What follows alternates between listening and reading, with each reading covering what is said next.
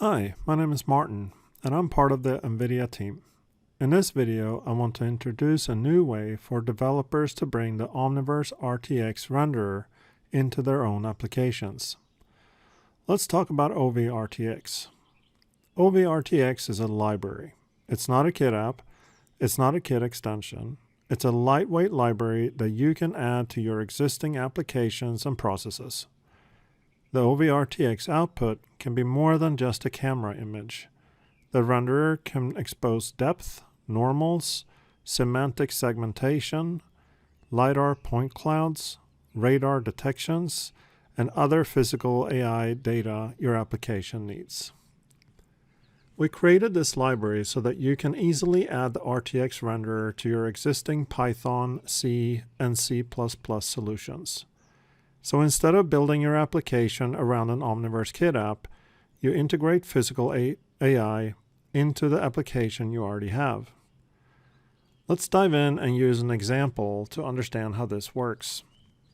Open your browser and navigate to the OVRTX GitHub repo. There's a link in the description for you. Copy the repo URL, open a terminal on your desktop, and clone the repo. Open the project in your favorite code editor and locate the minimal example. It should be in the examples Python minimal directory. Take a look at the README file and note the prerequisites. You'll need a matching Python version and the UV Python package. All you need to do now is execute the command to run the sample. The first run may take a little while, and that's expected because OVRTX needs to compile and cache shaders on your system. Later runs will reuse that cache and should start much faster. The OVRTX library creates the renderer, loads the USD scene, creates the output, and presents the image. If we run the command with a PNG argument, the library writes the output to disk instead. If you prefer working with an AI agent, the repo also includes an OVRTX skills directory that you can copy into your own project. Those skills give the agent practical context for exploring the examples, explaining the code, and helping you integrate OVRTX into your own application. As I mentioned earlier, OVRTX is not just for regular camera images. There's more examples included to show you what else is possible. Status queries show how to track asynchronous work, pull operation status, inspect progress counters, use logging, and handle warm-up feedback. These are useful when you're moving from a small script to an application that needs to report what the renderer is doing. The Planet System example shows runtime scene composition and animation.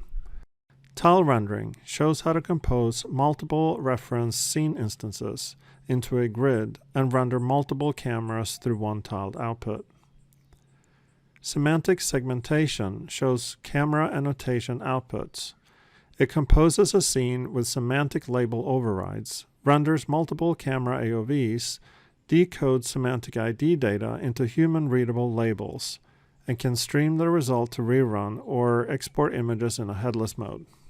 The lidar example reads point cloud channels such as coordinates, intensity, counts, and time offsets. The radar example advances an animated scene and reads detections with sign radial velocity so an application can tell whether an object is approaching or receding.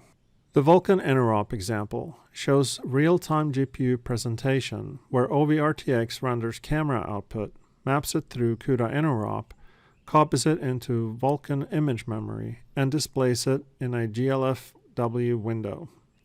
The material editor shows another C++ integration pattern, a Qt desktop application that combines live OVRTX rendering with USD material introspection. As you can tell, there's a lot to explore here. Clone the OVRTX repository, feed your AI agent with the skills, and discover what's possible.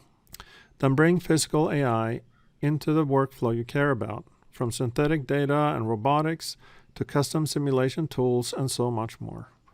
Thank you for your time. Enjoy OVRTX.